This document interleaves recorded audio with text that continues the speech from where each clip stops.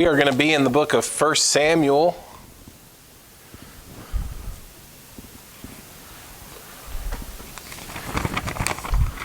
1 Samuel chapter 19.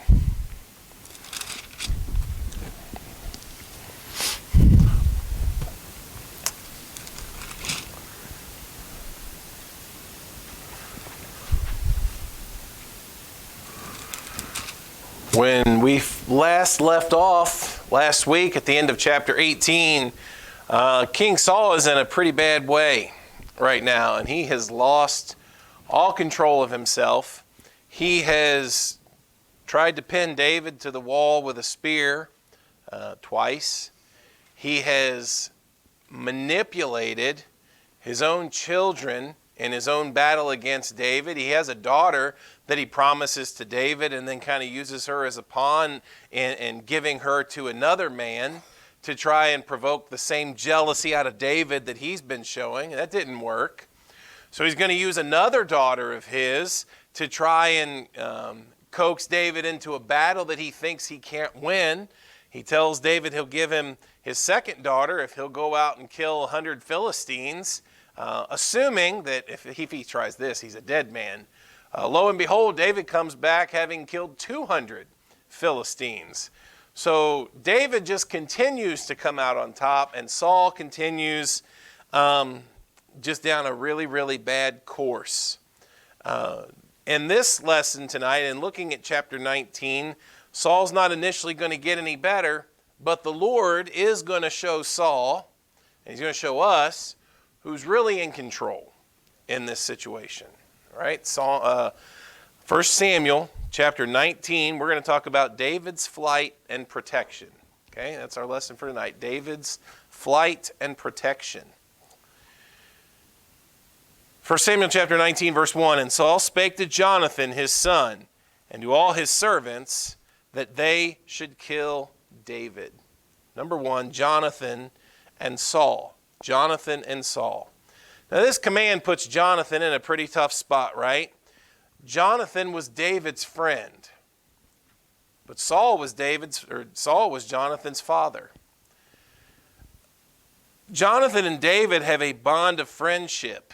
And it's not just a passing one, it's one according to the previous chapter that has been sealed by a covenant. What all is entailed in that, I'm not 100% sure, but they are close friends. There is a bond that has knit them together. One of them had said loves the other as he loved his own soul.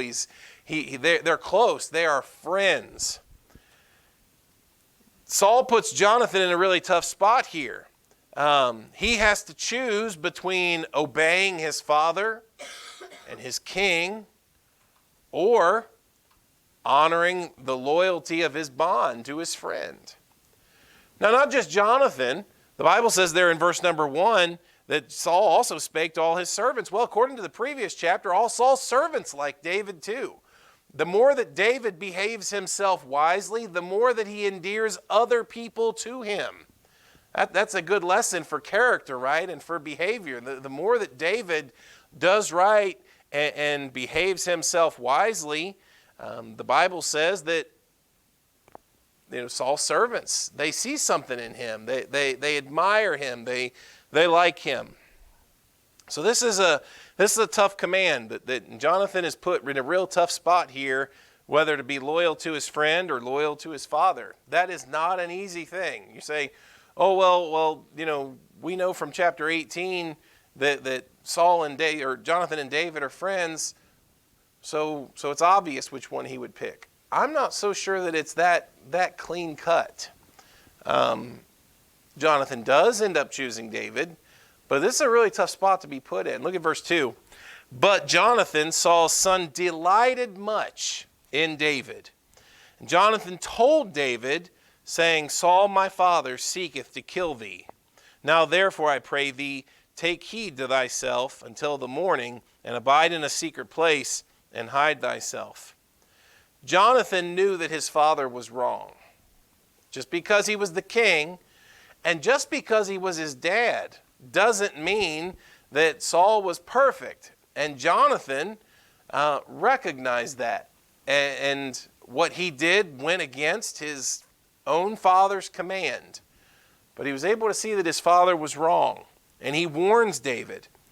It's interesting to note that Jonathan did not hide behind neutrality, right? Well, this is my dad and this is my friend. I don't want to get involved. However the Lord works this out, however this plays out, fine. I'm not getting my hands dirty. I don't want nothing to do with it. Jonathan didn't do that. I would have probably done that. Like, I'm stuck between the two people that I love. I'm stuck between, you know what? Let's just let this situation play out, and whoever comes out on top, I'll side with them. Jonathan didn't do that. He recognized that his father was wrong. He goes to warn his friend David. And in verse 3, he says, I will go out. He warns him to hide in a secret place. And he says, I will go out, stand beside my father in the field where thou art, and I will commune with my father of thee, and what I see, that I will tell thee. All right, look, David, Dad's in a bad spot right now, and he has issued this command, and if certain people find you, they're going to kill you.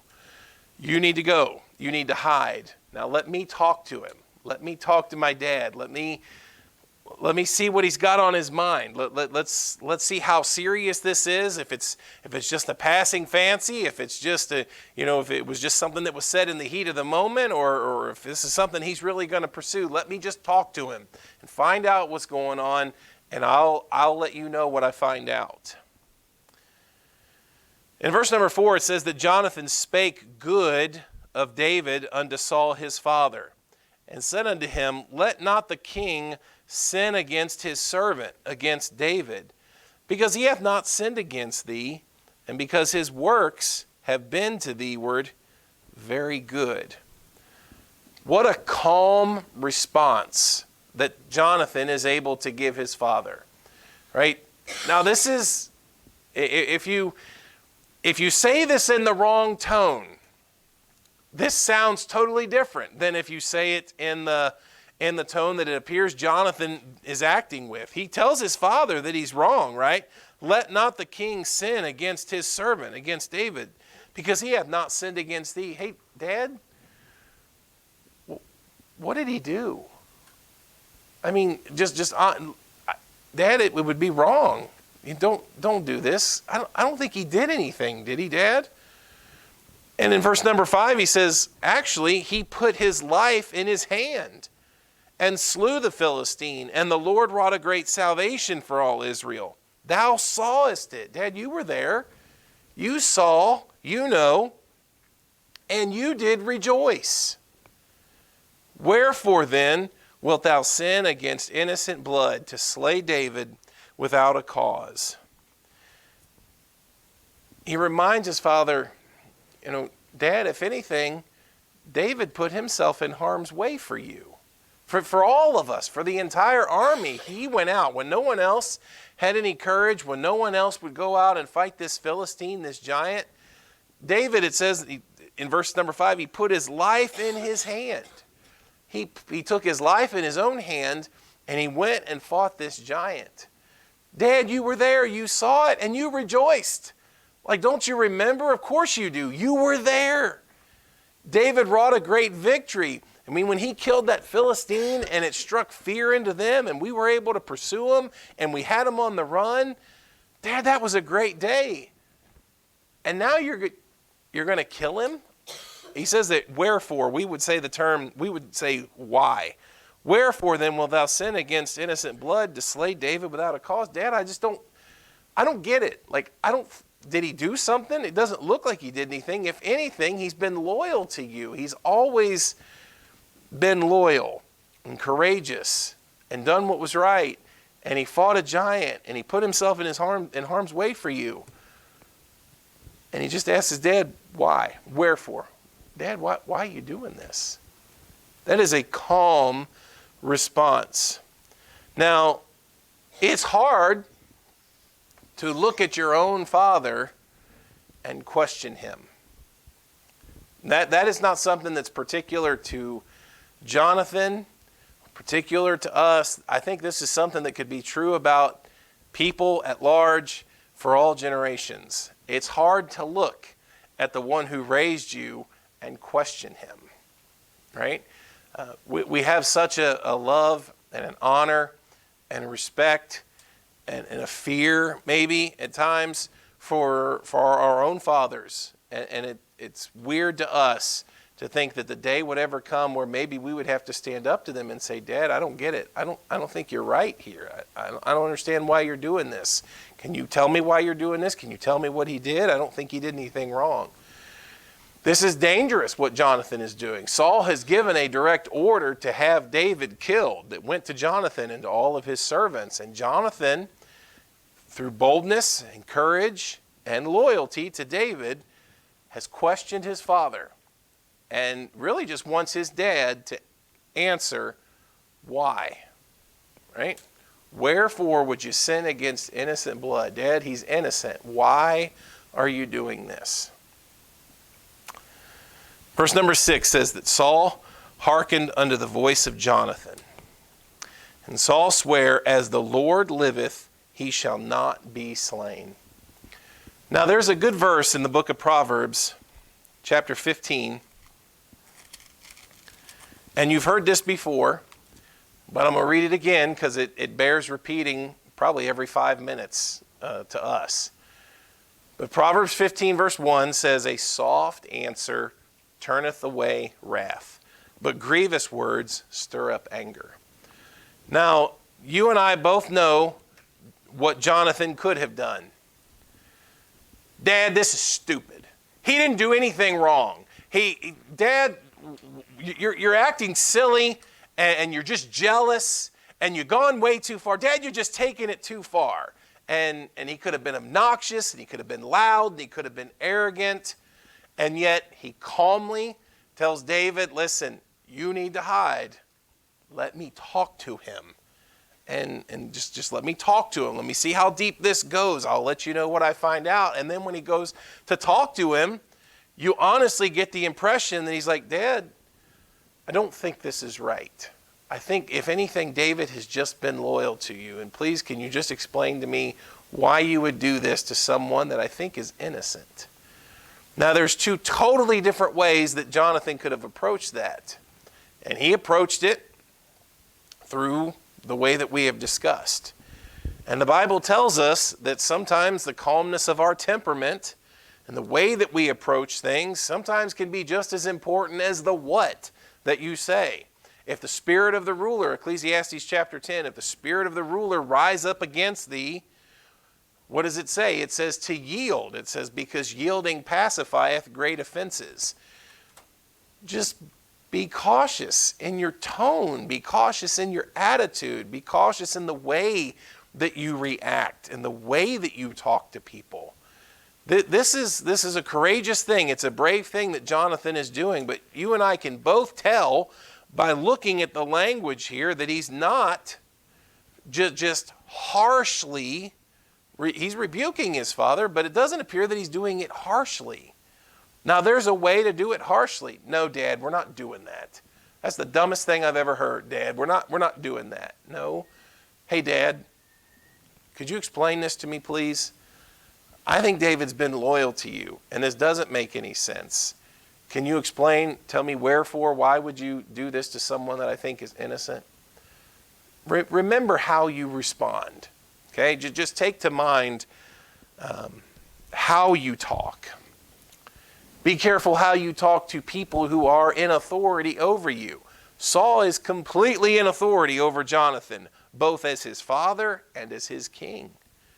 And yet Jonathan, through his temperament and through his manner of speaking to his father, is able to, at least temporarily, get Saul to calm down. And he says there in verse number 6, as the Lord liveth, he shall not be slain.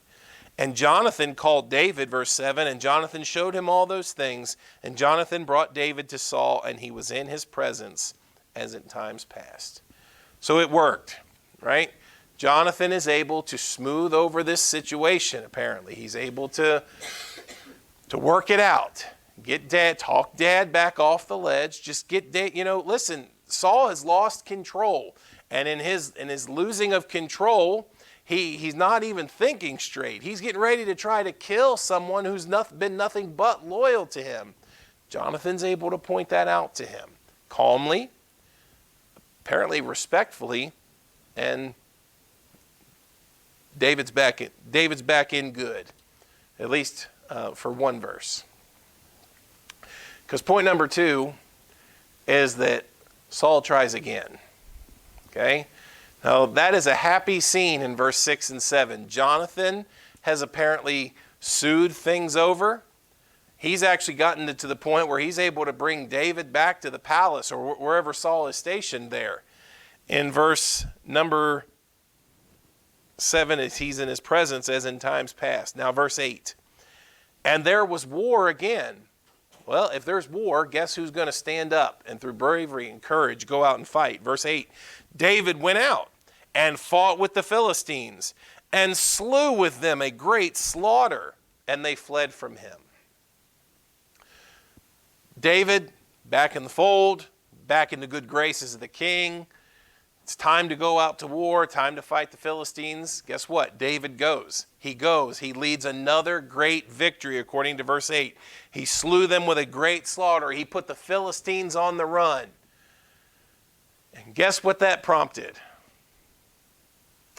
Well, you can guess what that prompted.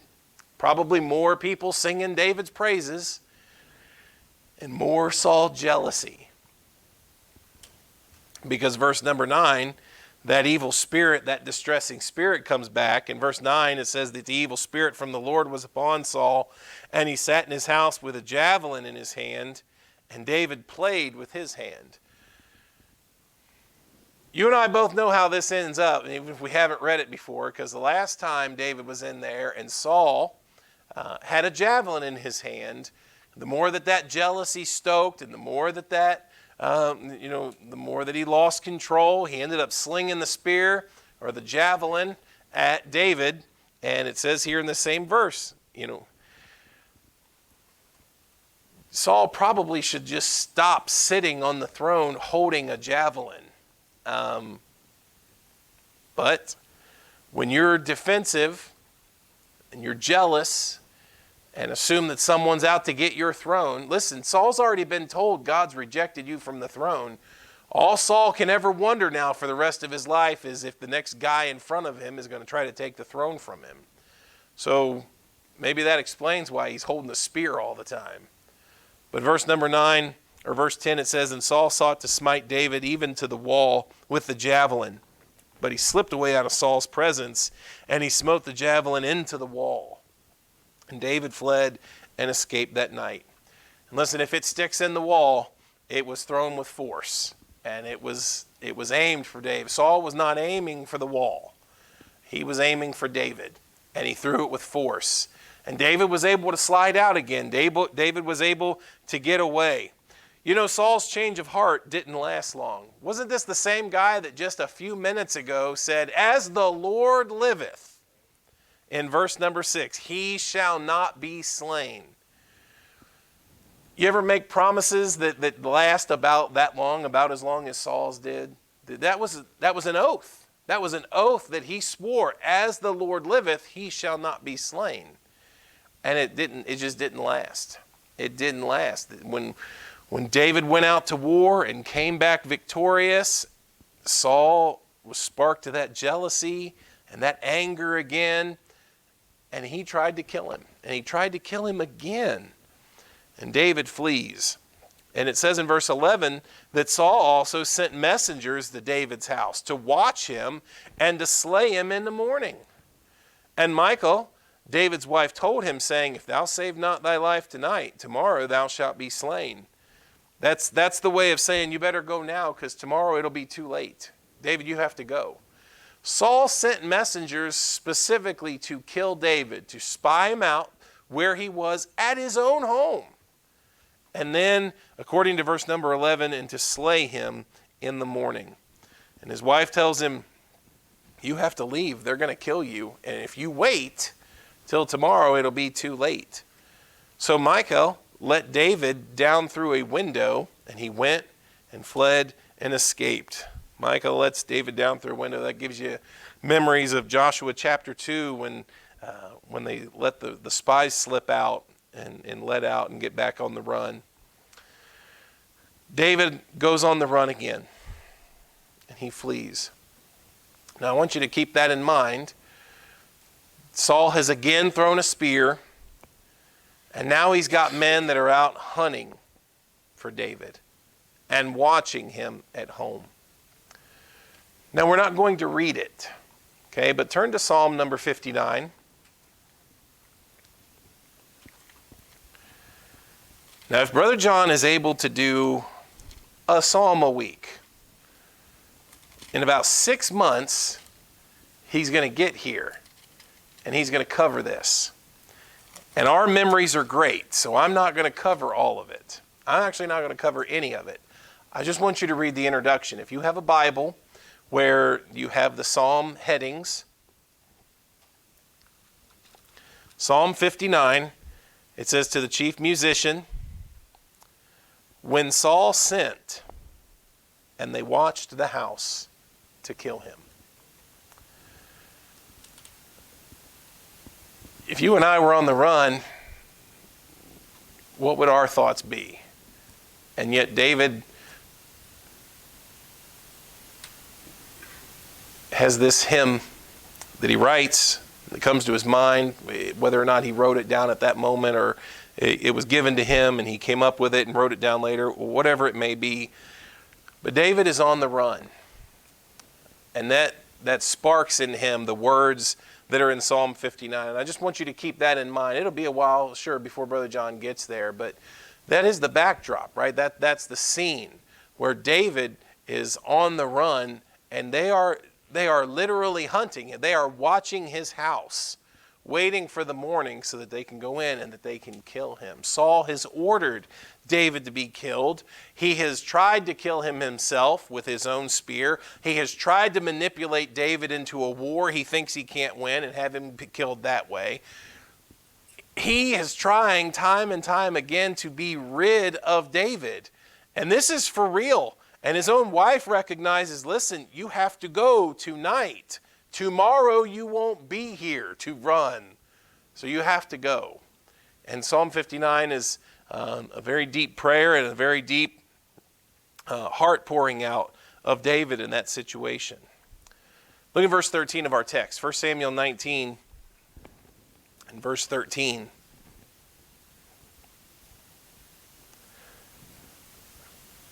First Samuel chapter 19, verse 13, it says, and Michal took an image and laid it in the bed and put a pillow of goat's hair for his bolster and covered it with a cloth.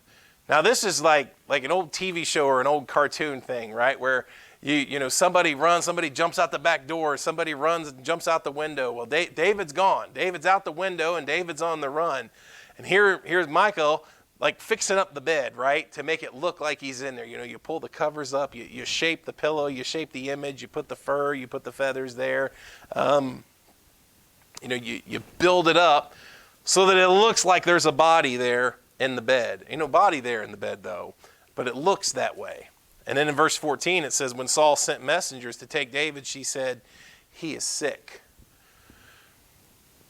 I'm not sure what that was intended to mean. They're there to kill him. They probably don't care. I wouldn't think they would care if he was sick or not. They're there with orders to kill him in the morning, but for whatever reason, it says in verse 15 that Saul sent the messengers again to see David, saying, bring him up to me in the bed, that I may slay him. I don't care if he's sick. Bring him up to me. I'll kill him.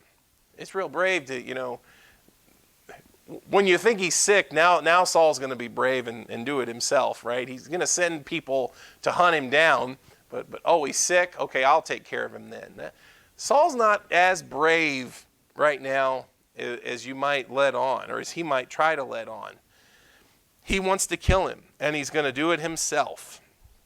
Only when they get there in verse 16, when the messengers were come in, behold, there was an image in the bed with a pillow of goat's hair for his bolster. When they get there, guess what? And they poke around in the bed, David's not there. They've been duped. That has bought David some time to get out of there, right? That's bought David some time to flee and to get on the run. They think he's there in that bed sick. He's actually on the run. And Saul said unto Michal, why hast thou deceived me so, and sent away mine enemy, that he is escaped. And Michal answered, Saul, he said unto me, let me go. Why should I kill thee? Now, this is Michal in a little bit of self-preservation mode, right? David didn't say those things, but, she's going to be in trouble if she don't say something. So she lies. She says, he threatened me. And so I had to let him go. You and I know that none of that is true, but she's trying to keep herself out of as much trouble as she could probably be in. But that just goes to show you, Saul is now totally unaware of the rift that he's causing within his own family, right? His vengeance, his anger, his jealousy, and his hatred toward David is now starting to, it's creeping. It's creeping into his own family. His daughter has lied to him. His son has calmly and respectfully, but truthfully said, Dad, I think you're wrong here. I don't think what you're doing is right. Saul is in a world of a mess right now.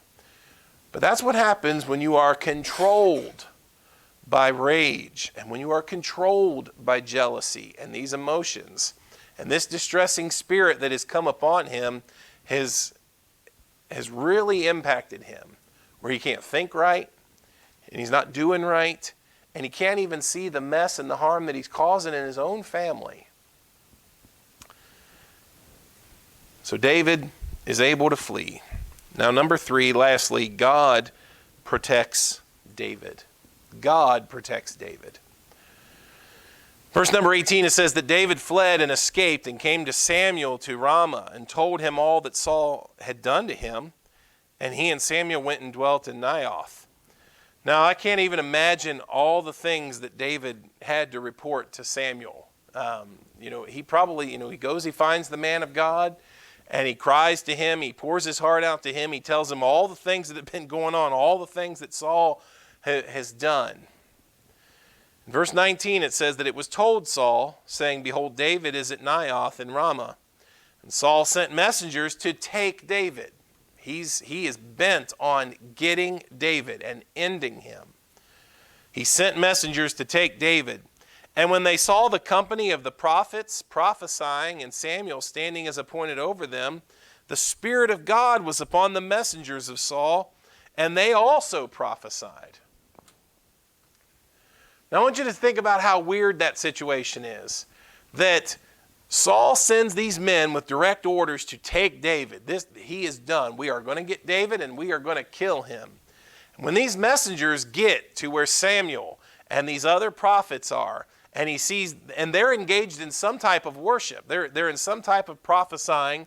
There's something that they are doing under the influence of the Spirit. That word prophesying doesn't necessarily mean telling the future as much as it means to act under inspiration. There's some type of worship that is going on, and these men that Saul sent see that, and the Spirit of God intervenes, and they join the worship.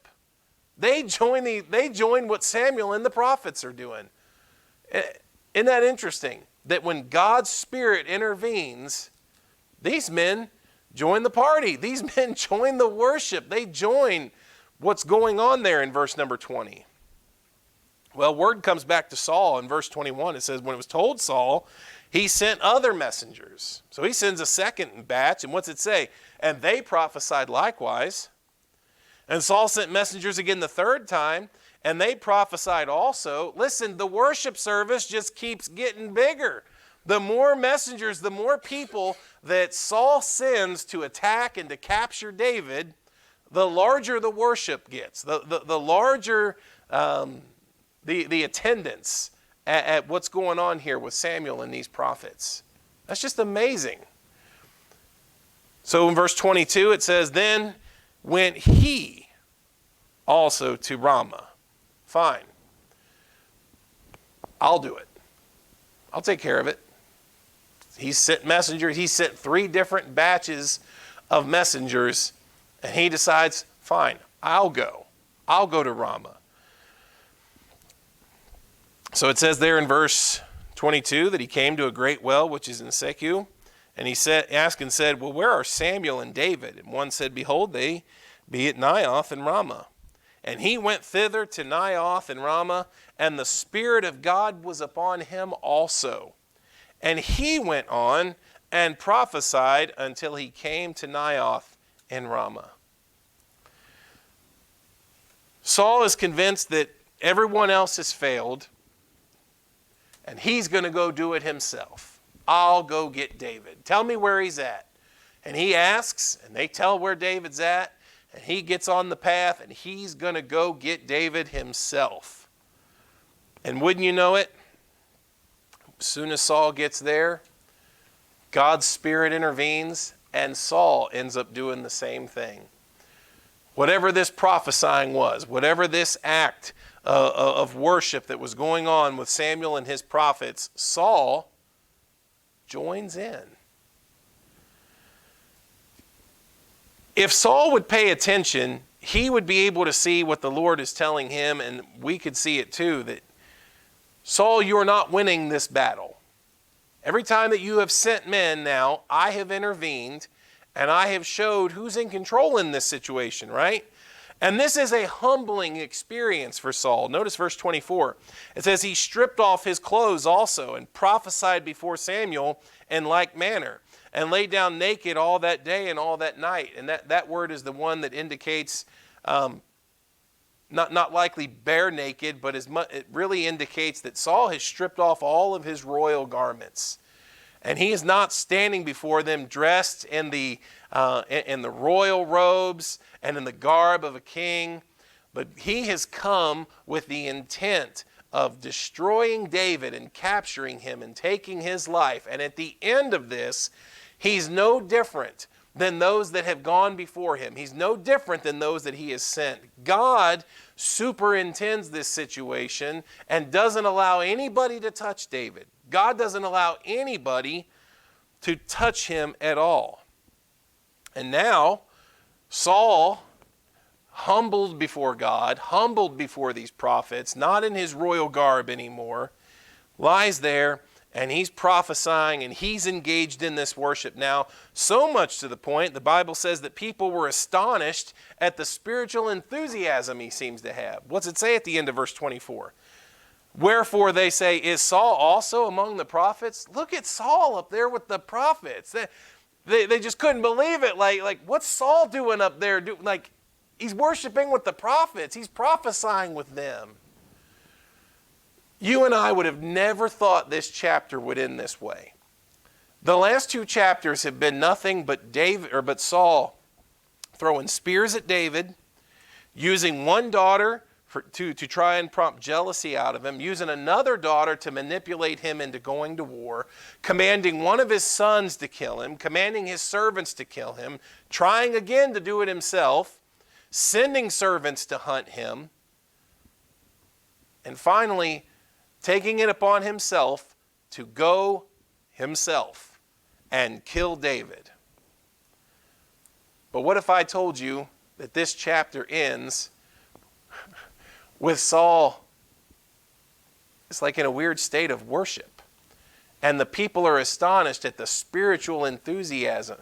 You and I would have never thought that this chapter could have ended that way. And yet it's a lesson for Saul. I don't know who you think you are, but you're not in control here. And the Lord could prompt at any moment any of these that came after David. No, you're not doing Saul's will. You're doing my will.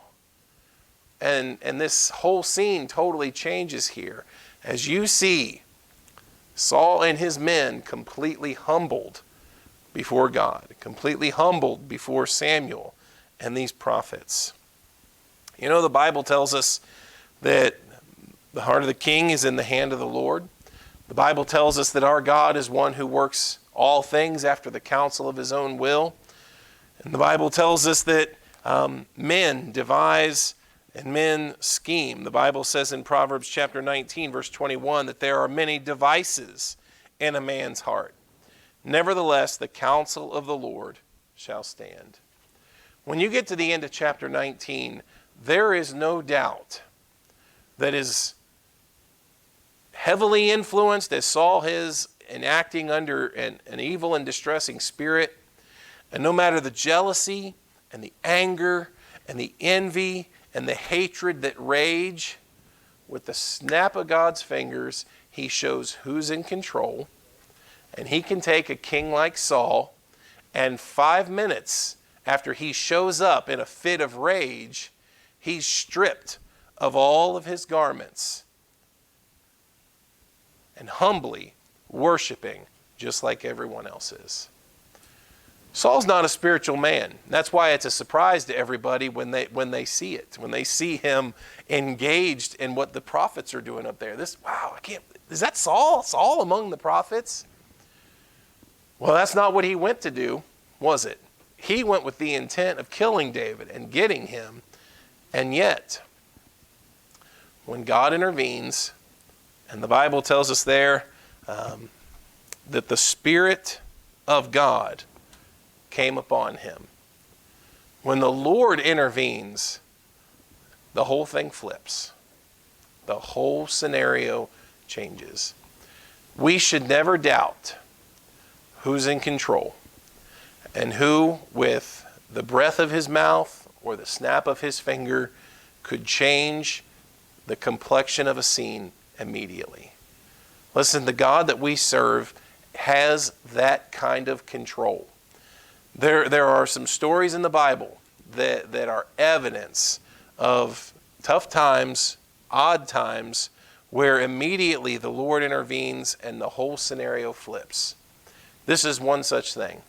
Here's a man who has come to act in his own will and in his own jealousy and in his own rage.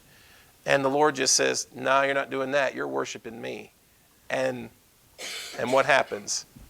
The whole thing flips. Who's in control? The Lord is in control all the time. Okay? And so keep that in mind. Keep encouraged to know that.